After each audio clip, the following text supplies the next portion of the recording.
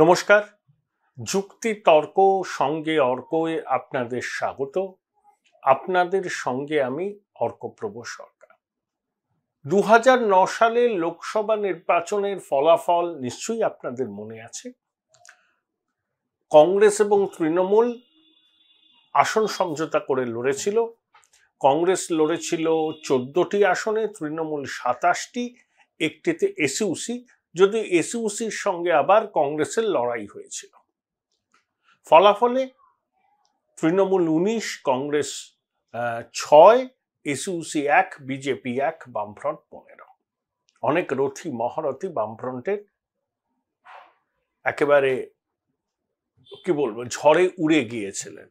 ব্যারাকপুরের তড়িৎ তোপদার, দমদমের অমিতাভ নন্দী থেকে শুরু করে যাদবপুর থেকে সুজন চক্রবর্তী, ডায়মন্ড হারবার থেকে শ্রমিক লাহিড়ী, বলতে পারেন যে উত্তর 24 পরগনা এবং দক্ষিণ 24 পরগনায় তৃণমূল পুরো এই বামেরা একদম সাফ হয়ে গেছিল। যাদবপুরে কবির সুমন, এরকম আর কি। তখনই আমরা বুঝতে পেরেছিলাম যে বাংলার মানুষ বলছেন এবার যাও সিপিএম যাও, মমতা বন্দ্যোপাধ্যায়ের সরকারের ক্ষমতায় আসা কার্যত সময়ের অপেক্ষা বলে তখন আমাদের অনেকেরই মনে হয়েছিল। ঠিক সেই রকম ভাবেই পুরো বিষয়টা যায়। 2011-য় কংগ্রেসের সঙ্গে জোট করে মমতা ক্ষমতায় আসেন। তারপর তো 13 বছর কেটে গেছে। এবারে 2024-এর লোকসভা নির্বাচন আমার মনে হচ্ছে এটা অনেকটা 2009-এর পুনরাবৃত্তি হবে। বামফ্রন্টের বিরুদ্ধে এই জনরোষ ক্ষমতায় থাকার 3 দশক পরে, আর তৃণমূলের বিরুদ্ধে মানুষের ক্ষোভ ক্ষমতায় থাকার 1.5 দশকও হয়নি। তার মধ্যেই নানাবিধ কারণ আছে। সব থেকে বড় কারণ হচ্ছে র্যাম্প্যান্ট করাপশন। স্বাধীনতার পরে পশ্চিমবঙ্গে অনেক দলের সরকার এসেছে, কিন্তু এই রকম লেভেলের দুর্নীতি কিন্তু কোথাও হয়নি। এটা বাস্তব, এটাকে মানতে হবে। আমি জানি না আমার সুধী দর্শকরা আমার এই ব্যাখ্যার সঙ্গে সহমত হবেন কিনা। যে কেউ যে দলের সমর্থক হতে পারেন, কেউ বামেদের হতে পারেন, কেউ তৃণমূল হতে পারেন, কেউ বিজেপির হতে পারেন, কেউ একদম শেষ মুহূর্তে নিজেদের সিদ্ধান্ত নেন, কিন্তু রাজনৈতিকভাবে অত্যন্ত সচেতন, সেভাবে কোনো দল করেন না। তারা অন্তত আমার সঙ্গে এই বিষয়ে সহমত হবেন যে স্বাধীনতার পর পশ্চিমবঙ্গে এই ধরনের সংগঠিত আর্থিক অপরাধ হয়নি যেটা তৃণমূল জমানায় হয়েছে, এবং তার একটা অভিঘাত কিন্তু পড়বেই। এবং দেখুন, বামপন্থীরা বিশেষ করে এই শব্দবন্ধটা প্রথম চালু করেন সীতারাম ইয়েচুরি 2019-এর লোকসভার পরে, যে এখানে একটা প্রতিদ্বন্দ্বিতামূলক সাম্প্রদায়িকতা হচ্ছে। যখন হুমায়ুন কবির বলেন যে 30% সনাতনীকে ভাগীরথীর জলে ফেলে দেবেন, মমতা বন্দ্যোপাধ্যায় যখন কার্তিক মহারাজ সহ আসানসোলে রামকৃষ্ণ মঠ মিশনকে রাজনীতি করার অভিযোগে বিদ্ধ করেন, প্রতিবাদে কার্তিক মহারাজের নেতৃত্বে সাধু সন্তরা শুক্রবার বাগবাজারে মায়ের বাড়ি থেকে বিধানসরণীতে স্বামী বিবেকানন্দের বসত ভিটে পর্যন্ত বিপুল পদযাত্রা করেন। ওবিসি সার্টিফিকেট বাতিল আদালতের নির্দেশে রায়দিঘিতে মুখ্যমন্ত্রী গিয়ে বলছেন যে এরপর তো আবার সংঘর্ষ লেগে যাবে তপশিলীদের সঙ্গে তার ভোট ব্যাংকের। মানি না মানি না মানি না এইসব রায়টাই বলছেন। সুপ্রিম কোর্টে তিনি যাবেন, চ্যালেঞ্জ করবেন। কিন্তু একজন প্রশাসনিক প্রধান যদি বলেন মানি না মানি না মানি না আদালতের নির্দেশ, তার বার্তা সমাজের সব স্তরে যায়, তৃণমূলের নিচের তলাতেও যায়। তাই আদালতের নির্দেশ মনোপুত না হলে তা না মানার প্রবণতা কিন্তু সমাজের সর্বস্তরে দেখা দিতে পারে। এই প্রতিবেদন যখন আপনারা দেখবেন তখন 6ষ্ঠ দফার ভোট শেষ হয়ে গেছে। নন্দীগ্রাম অশান্ত হয়েছে। সোনাচূড়ায় বিজেপির এক সমর্থকের মা খুন হয়েছেন, সেই সমর্থকও গুরুতর অসুস্থ। প্রচুর পরিমাণে কেন্দ্রীয় বাহিনী জেলায় পৌঁছেছে। দেখুন, নন্দীগ্রাম হচ্ছে জমি আন্দোলনের ধাত্রীভূমি, সিঙ্গুর এবং নন্দীগ্রাম। এবং নন্দীগ্রামেও কিন্তু একটা ডিভিশন প্রকট ভোট ব্যাংকের সঙ্গে সনাতনীদের। এটাকে অস্বীকার করলে সত্যের অপলাপ হবে। এবং নন্দীগ্রামে পঞ্চায়েতও বিজেপি ভালো ফল করেছে, জেলা পরিষদে তারা জয়লাভ করেছে, বেশ কটা পঞ্চায়েত সমিতি দখল করেছে। এবং তমলুকের প্রার্থী কলকাতা হাইকোর্টের প্রাক্তন বিচারপতি অভিজিৎ গঙ্গোপাধ্যায়, কাঁথিতে সৌমেন্দু অধিকারী, ঘাটালে অভিনেতা হিরণ বিজেপির বিরুদ্ধে দেব, অভিজিৎবাবুর বিরুদ্ধে দেবাংশু, কাঁথিতে তৃণমূলের পূর্ব মেদিনীপুরের জেলা পরিষদের সভাপতি উত্তম বারিক, মেদিনীপুরে জুন মালিয়া বনাম অগ্নিমিত্রা পাল, ঝাড়গ্রামে প্রণব টুডু বিজেপির প্রার্থী, জমজমাট লড়াই। বাঁকুড়ায় ডক্টর সুভাষ সরকারের সঙ্গে অরূপ চক্রবর্তী, বিষ্ণুপুরে সুজাতা মণ্ডল বনাম সৌমিত্র খান ইত্যাদি। কিন্তু এই বাঁকুড়া জেলার দুটো, পুরুলিয়ার একটি, মেদিনীপুর সিট, ঝাড়গ্রাম সিট আগেরবার বিজেপির দখলে ছিল, কিন্তু কাঁথি তমলুক ঘাটাল ছিল না। শুভেন্দু বলেছেন যে কাঁথি তমলুক ঘাটাল নদীজির হাতে তুলে দেবেন। তাহলে এই যে পরিস্থিতি, টানটান লড়াই হবে, সব থেকে উপভোগ্য লড়াই হবে আমার মনে হয় ঘাটালে। ঘাটালে কিন্তু এবার দেবের পক্ষে একেবারে কেকুয়াক হবে না, বিশেষ করে কেশপুরে যদি ভালো লড়াই বিজেপি দিতে পারে, ঘাটালের অঙ্ক বদলে যেতে পারে। প্রথম 5 দফায় যে 25টা কেন্দ্রের নির্বাচন হয়েছে, তাতে গ্রাউন্ড ফিডব্যাক বলছে, বিভিন্ন মাল্টিপল সোর্স থেকে ফিডব্যাক তো নেওয়া, যারা কাজ করেছেন, রিপোর্টার ছিলেন, স্থানীয় রাজনৈতিক নেতৃত্ব, ওখানকার বিশিষ্ট মানুষ, তাদের সাথে কথা বলেছি তো কেন্দ্র ধরে ধরে। আমার যে ধারণা হয়েছে যে বিজেপি 25টার মধ্যে 17টা আসনে জয়লাভ করতে পারে। তৃণমূল জয়লাভের সম্ভাবনা 6টি আসনে, 2টি আসন কংগ্রেসের খাতায় যেতে পারে, মানে কংগ্রেস বহরমপুর এবং মালদা দক্ষিণ দখলে রাখতে পারবে, এবং 2-1টি কেন্দ্রে তৃণমূল তৃতীয় হতে পারে। তাহলে এখন যে জায়গাগুলোতে ভোট হচ্ছে, 6ষ্ঠ এবং 7ম দফায় হবে। 7ম দফায় ধরুন কলকাতা, দমদম, এই সমস্ত জায়গা, ডায়মন্ড হারবার, বসিরহাট, এখানে তৃণমূলের শক্ত ঘাঁটি। কলকাতা কেন্দ্রগুলোর লড়াই হবে, বসিরহাটের লড়াই হবে, সব কেন্দ্রের লড়াই হবে। সেখানে তৃণমূলের নিরঙ্কুশ আধিপত্য থাকবে না, এবার অন্তত থাকবে না। তৃণমূল আসন পাবে, কিন্তু নিরঙ্কুশ সবগুলো জিতবে এরকম হবে না। 6ষ্ঠ দফাতেও যখন বিজেপির দখলে 2019-এই বাঁকুড়া জেলার 2টো, পুরুলিয়ার একটি আসন ছিল, মেদিনীপুর সদর ছিল, ঝাড়গ্রাম ছিল, আর এবার যদি Kanthi Tamluk. Join Indian Institute of Hotel Management now. Right choice, right decision. BJP দখল করতে পারে, তাহলে আমি ঝাড়গ্রামের লড়াইটা খুব তীব্র। আমি পুরুলিয়া, বাঁকুড়ার 2টো, মেদিনীপুর সদর, কাঁথি তমলুক, এই 6টা আসন বিজেপি পেতে পারে, সম্ভাবনা প্রবল।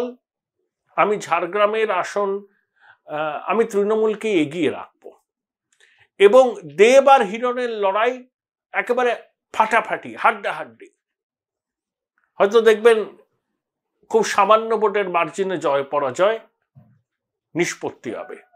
আমি বেনিফিট অফ ডাউট দেবকে আর ঝাড়গ্রামে তৃণমূলকে এগিয়ে রাখলাম। তাহলে যে বাকি কেন্দ্রগুলোতে বিজেপি জিতলে 5ম দফার পরে আরো 6টা আসন বিজেপির ট্যালিতে যোগ হবে, তাহলে দাঁড়িয়ে যাবে 23।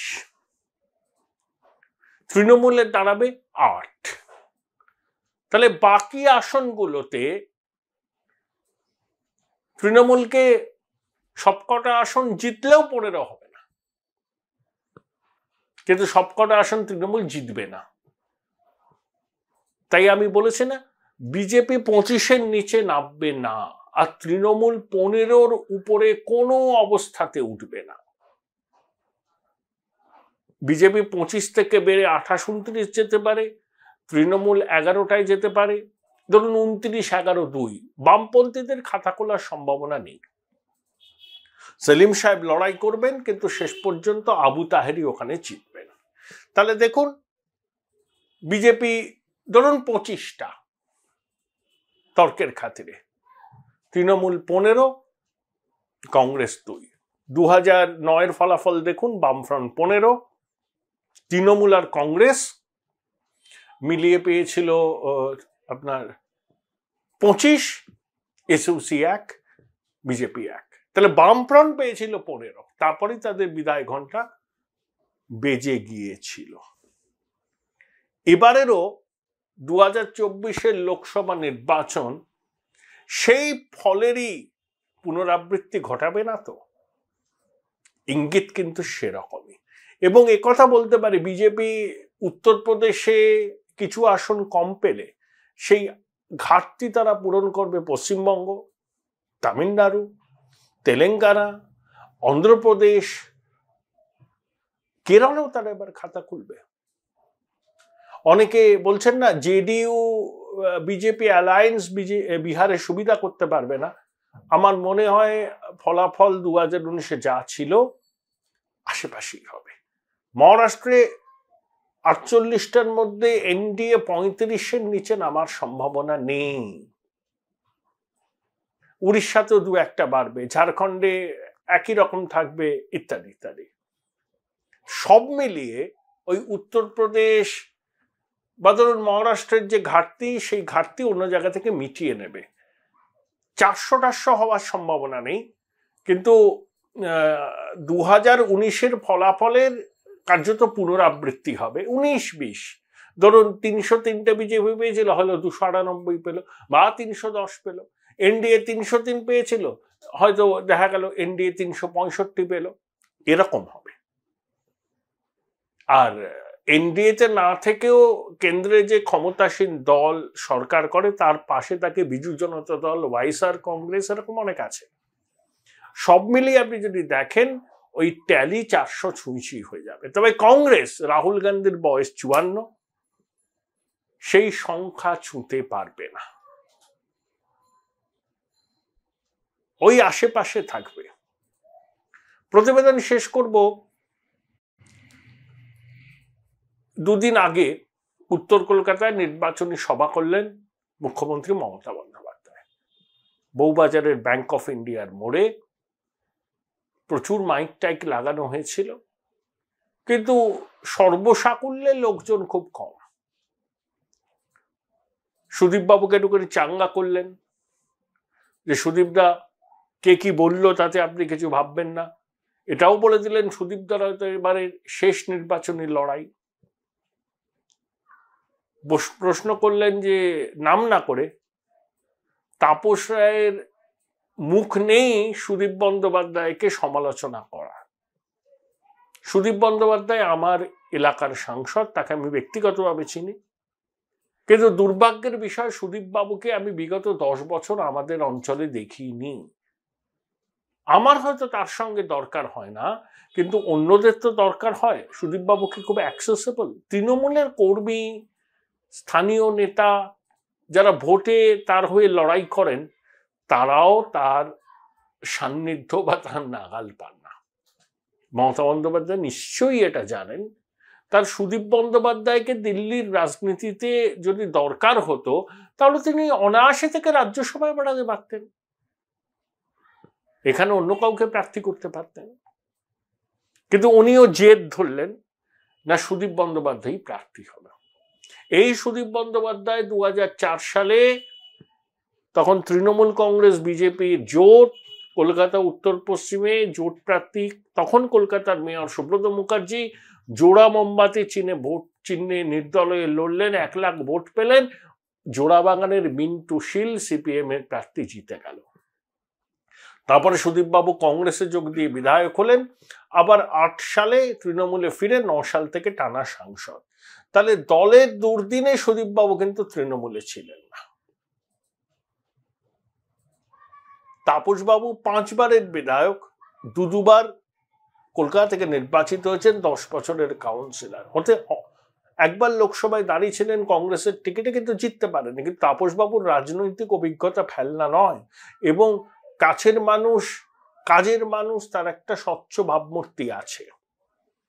তার বাড়িতে ইডি অভিযান কেন হয়েছিল রাজনীতির খবরাখবর যারা রাখেন তারা সবই জানেন, মমতাও জানেন।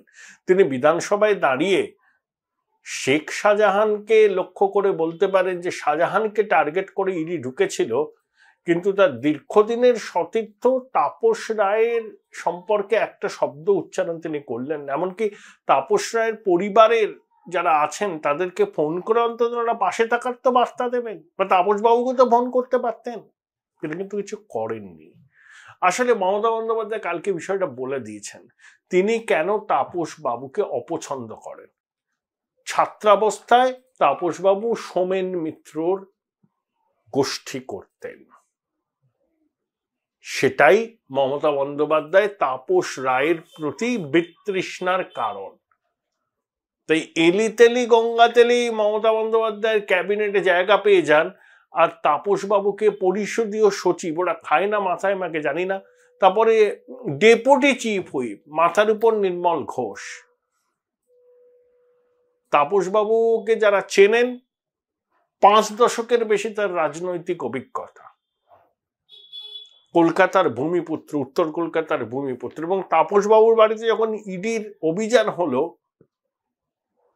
কংগ্রেস, সিপিএম, বিজেপি সবাই কিন্তু তাপসবাবুর পাশে এসেই দাঁড়িয়েছিল। একজন রাজনীতিবিদের পক্ষে এটা কিন্তু একটা শ্লাঘার বিষয়। আর অভিষেক বন্দ্যোপাধ্যায় তিনি কিন্তু শ্রীরামপুরেও প্রচার করেননি, দমদমেও করবেন না, কলকাতা উত্তরেও নাকি করবেন না। ওই 70 পেরিয়ে গেলে প্রার্থী হওয়া যাবে না, অভিষেক বন্দ্যোপাধ্যায়ের একটা অঘোষিত সিদ্ধান্ত ছিল। সেটা নিয়ে তার পিসিমণির সঙ্গে তার বিস্তর মতপার্থক্য হয়। কার্যত জোর করেই সৌগত রায়, সুদীপ বন্দ্যোপাধ্যায়, কল্যাণ বন্দ্যোপাধ্যায়কে মমতা বন্দ্যোপাধ্যায় প্রার্থী করেন। কল্যাণ বন্দ্যোপাধ্যায় জয়ের সম্ভাবনা উজ্জ্বল। এই দুটো কেন্দ্রে ভোট হয়নি, কিন্তু অঘটন তো আজও ঘটে। উত্তর কলকাতা বা দমদমে যদি এবার অঘটন ঘটে, চমকে ওঠার মতো কিছু নেই। আর অভিষেক বন্দ্যোপাধ্যায় নিজের অবস্থানে অনড় থেকে সুদীপ বন্দ্যোপাধ্যায় এবং সৌগত রায়ের নির্বাচনী প্রচারে অংশ নিলেন না, এটাও খুব তাৎপর্যপূর্ণ।